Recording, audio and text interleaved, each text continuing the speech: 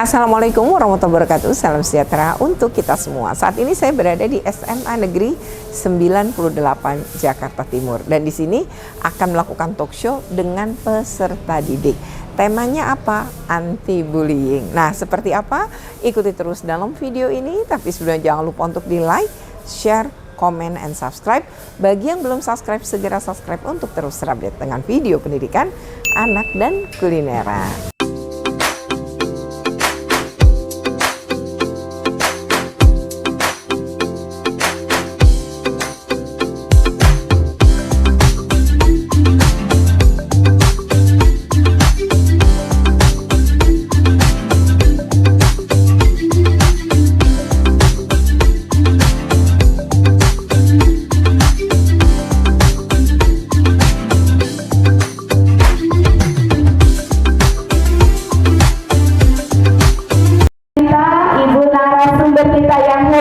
Yaitu Ibu Retno. Kita beri tepuk semangat buat Bu Retno. Terima kasih luar biasa. Dan yang kami muliakan dan kami banggakan, Bapak Ibu guru, staf dan putra putri siswa-siswi SMA Negeri 98 Jakarta. Puji dan syukur kita panjatkan kehadiran Allah Subhanahu wa Ta'ala, karena pada pagi yang cerah ini kita masih diberi nikmat sehat, nikmat iman untuk berkumpul dalam acara talk show. Kamu lihat ya judulnya ya, talk show, education talk show SMA Negeri 98 Jakarta. Pencegahan bullying di sekolah, membangun lingkungan aman dan saling menghormati. Oke ya. Nah, sebelum kita Hari dia ingin melawan atau membalas kekesalan orang yang begitu sempurna lalu merebut suaminya, itu sebenarnya begitu lama rasa sakit itu. Nah, bully sama adik-adik semua akan kayak gitu. Jadi ada relasi kuasa ya. Nggak mungkin kebalik, adik kelas ngerjain kakak kelas, tuh nggak mungkin ya, nggak mungkin kebalik. Oke. Nah, yang terakhir menimbulkan rasa sakit. Nah, tadi ibu menanyakan aman di sekolah. Kalau pakai data nggak aman sayang. Tahu nggak berapa data kasus kekerasan? 806 kasus kekerasan setahun terjadi pada tahun 2022. Tapi siapa kemudian yang menjadi guru? 376. Tapi begitu siswa sebagai pelaku 2230 atau 3 kali lipat kasusnya. Jadi kalian ini kategorinya adalah banyak kasus pengeroyokan. Dimulai dari tadi kan misalnya si A ya, karena dia mengalami kekerasan di rumah, dia lampiaskan pada temennya yang dirinya, lalu temennya yang lain ngeliat, pertama ikut bully, asik juga nih bully korban, ada 2, yang lain ngeliat, wah kayaknya satu saat gue nih bisa jadi korban, maka ikut juga ngebully, maka tadi jatuhnya pengeroyokan. Bayangkan kasusnya 806 tapi pelaku anak 2230. Jadi memang kekerasan di sekolah itu kerap terjadi ya, baik dilaporkan maupun tidak dilaporkan. Tapi saya sarankan kalau Anda melihat kekerasan, apalagi Anda menjadi korban kekerasan, segera lapor ke sekolah dan minta bantuan ya. Itu Ibu. Oke, jadi Bu Retno, kalau dilihat dari pemaparan Bu Retno, informasi yang Ibu berikan kepada kami itu ternyata tadi mengacu pada pertanyaan, walaupun kita di dunia pendidikan terkait dengan bully itu ternyata nggak menjamin kita aman ya Bu ya. Iya, nggak jamin. Apalagi di sini kan memang multikultur ya, multikultur dari siswa-siswi kita. Ya, karena kita budaya, ekonomi itu ngaruh juga ya Bu ya. Sangat berpengaruh.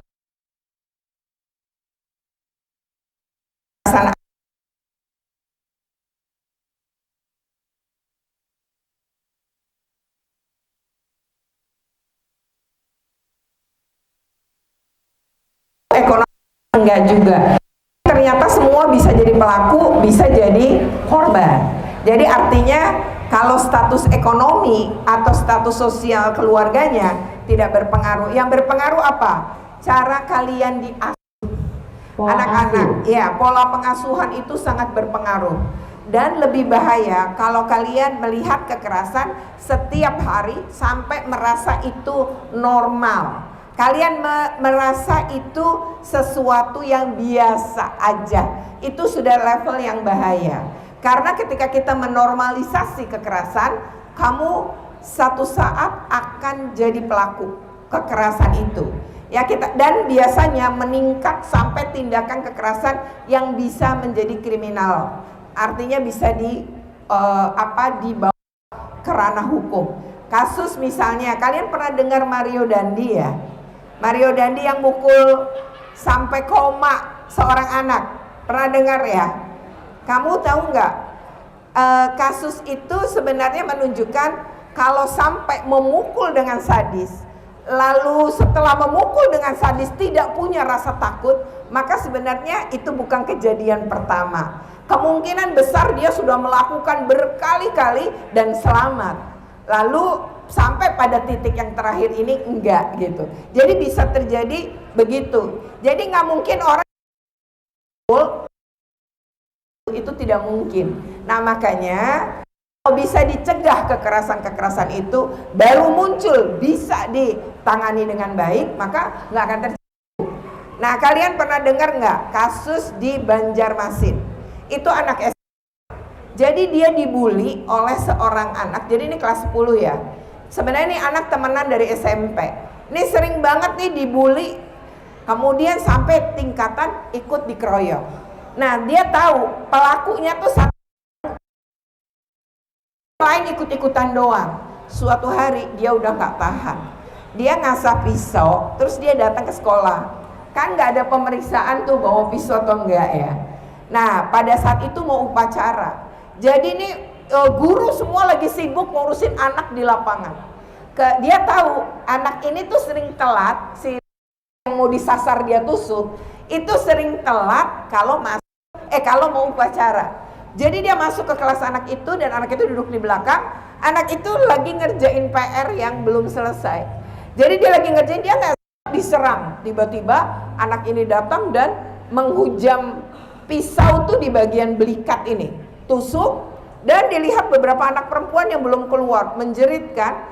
Abis itu otomatis kan karena ketusuk dia mencoba untuk berdiri dan melawan. Pada saat itu ditusuk kembali, jadi kena bagian kanan perut dia. Wah tentu darah berceceran. Nah tapi ini kan anak udah marah banget yang nusuk, karena dia udah jadi korban bertahun-tahun, ngadu ke sekolah pun tidak ditanggapi. Maksudnya tidak penyelesaiannya yang adil bagi dia, sehingga coba menyelesaikan sendiri.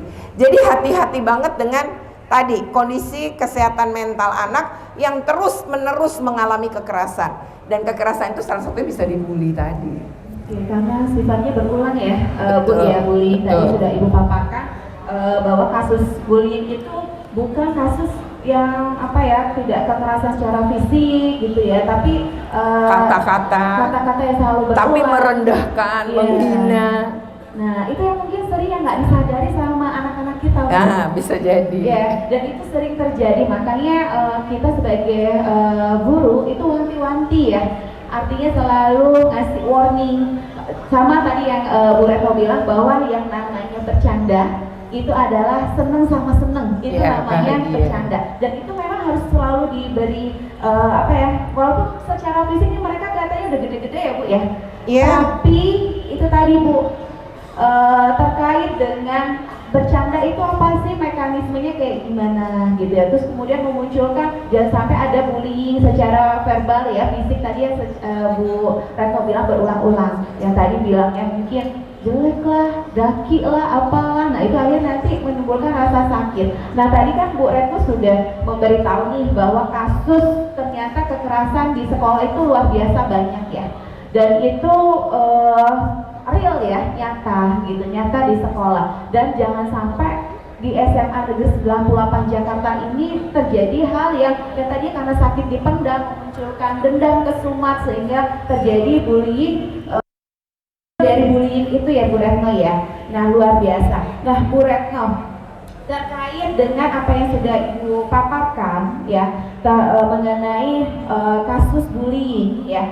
Nah, itu kira-kira bullying dan perundungan itu sama nggak sih Bu pengertiannya? Ya, sudah jelaskan ya bahwa bully dengan dengan bercanda tadi bedanya apa. Nah, kalau bicara perundungan itu sama dengan bully. Jadi adik-adik ketika perundungan punya bahasa perundungan sama dengan bully itu, kemudian kamu mengenal dua ya, bully secara luring dengan bully secara daring ya. Nah, bully secara daring ini kerap terjadi dan itu yang bermain kan jari kamu. Main jari, misalnya nih seorang anak posting, lalu kameranya efek kamera sebelahnya gelap ya, bilang gitu. Nah, kita kadang nggak ngerti atau yang bersangkutan sambil ketawa ditambah, tapi kita nggak nyadarin bahwa itu tuh perundungan, bahwa itu tuh bully, cyber. Nah, itu bisa saja terjadi Bu, dan sekarang anak-anak banyak sekali sebenarnya ke cyberbully. Tapi adik-adik perlu tahu bahwa melalui media sosial kalian, itu kalian juga bisa jadi korban kekerasan seksual secara daring. Nah, kekerasan seksual secara daring ini Indonesia udah masuk urutan ke-10 di dunia. Dari 188 negara, anak-anak Indonesia yang menjadi korban kekerasan secara daring, ya kekerasan seksual secara daring, itu mencapai tertinggi 10 di dunia. Nah, Anda tahu nggak kenapa itu bisa terjadi? Itu jadi cyberbully maupun kekerasan seksual itu bisa dialami oleh anak-anak Gen Z seperti kalian. Nah, kenapa itu bisa terjadi? Itu karena tadi keamanan di dunia maya tuh kita nggak ada yang tahu gitu. Kayak misalnya Bu, bully secara luring, itu kan teman yang ketemu kita secara luring, tapi kalau daring siapapun bahkan di luar negeri kan bisa ikut ngelihat kita dibully kan, dan bisa juga ikut membuli kita gitu. Jadi bisa terjadi, dan kalau main game online itu terjadi. Dan dampaknya apa sebenarnya? Orang dunia maya, kalian pernah dengar nggak beberapa artis Korea nggak tahan bully di dunia maya, mereka memutuskan bunuh diri. Padahal umur mereka tuh udah 25, yang artinya udah dewasa, apalagi anak-anak. Dan banyak sekali orang korban cyberbully itu kemudian memutuskan bunuh diri. Kok bisa ya? Itu karena tadi panjang masanya. Jadi orang mutusin bunuh diri itu nggak dadakan, tapi sebuah proses panjang sampai dia udah putus asa, nggak ada bantuan, nggak bisa nolong nih orang-orang, kayaknya nggak ada yang peduli. Nah, pada satu titik itu dia memutuskan mengakhiri hidup. Itu banyak ya, padahal udah dewasa, apalagi seusia kalian. Nah, adik-adik, kalau kemudian kita mau bicara tadi perundungan dengan bully itu kan tadi sama ya, dibedainnya dunia.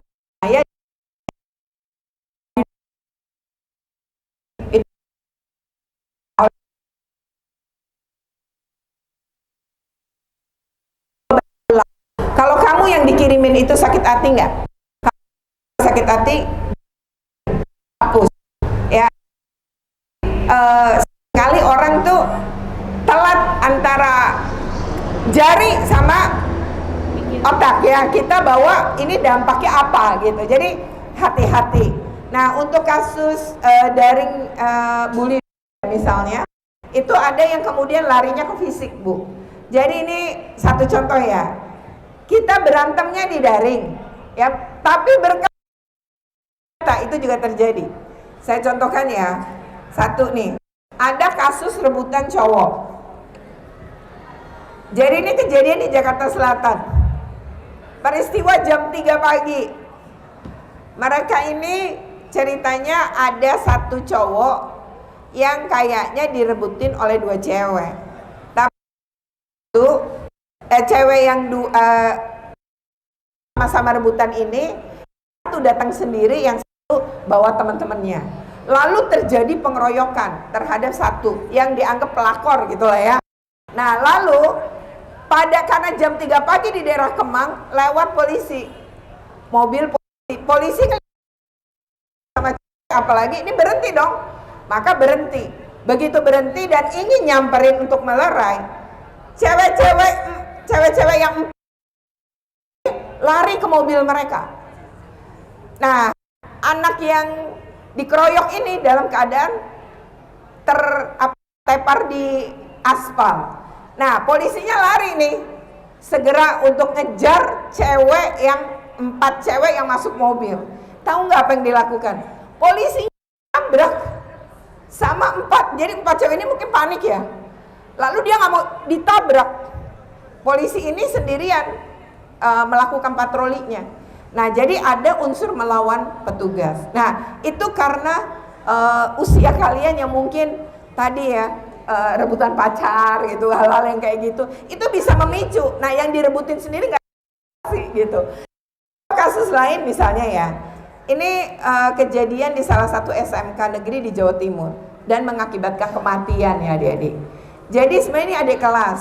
Jadi pelaku kakak kelas, korban adik kelas. Pacar si teman sekelas korban, kelas 10. Nah, ceritanya nih anak posting di media sosial nih. Nah, pas posting di media sosial, anak ini tuh cantik. Justru karena sering jadi musuh bersama gitu. Karena dia cantik banget itu gitu. Nah, waktu itu dia posting selfie. Mukanya agak gelap sebelah kan kalau selfie. Nah, pada saat itu ada dari masuk ke kelas. Nah, anak ini nih, anak yang jadi korban ini kan teman sekelas cewek ini. Lalu dia belain cewek ini dengan ngomong gini, itu efek kamera, tetap cantik kok, cuma ngomong gitu. Lalu temennya ini, besoknya cowoknya anak ini nyamperin ke kelas dan marah si korban.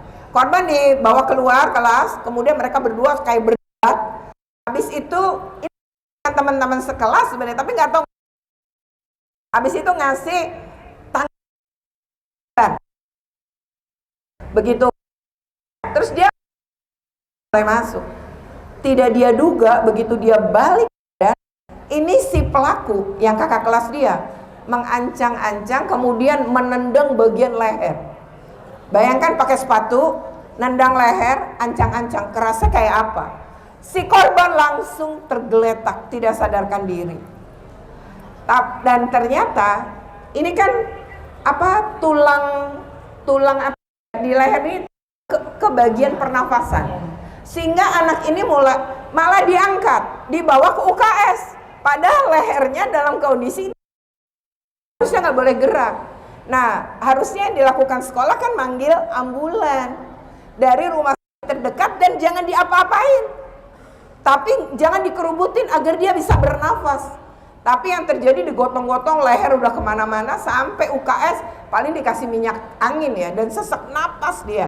Baru dipanggil orang tua. Orang tuanya yang bawa ke rumah sakit. Di perjalanan anak ini meninggal dunia. Jadi hati-hati banget dengan leher ya. Nah, seringkali kita karena emosi ngelakuin hal begitu. Jadi anak ini akhirnya menjadi korban dan meninggal dunia. Kita bisa bilang kayak gitu. Termasuk berbagai bentuk kekerasan fisik kalau kalian terlambat. Push up, sit up itu harusnya dilakukan oleh guru olahraga agar terukur. Karena beberapa kasus anak-anak jadi lumpuh. Nah, lalu ada yang lari putar lapangan, ternyata dia jatuh pada putaran keempat dan ketika dibawa ke rumah sakit meninggal. Demikian ya video ini yang memang dibuat ya, program ini khusus untuk mewujudkan sekolah yang aman, nyaman, menyenangkan tanpa kekerasan ya. Dan pesertanya ini benar-benar para siswa, jadi peserta didik. Jadi dengan guru sudah, sekarang dengan peserta didik. Ini menunjukkan sekolah membangun sistem pencegahan ya. Nah, semoga bermanfaat. Jika bermanfaat jangan lupa untuk di like, share, comment, and subscribe. Bagi yang belum subscribe, segera subscribe untuk terus terupdate dengan video pendidikan anak dan kulineran. Terima kasih. Wassalamualaikum.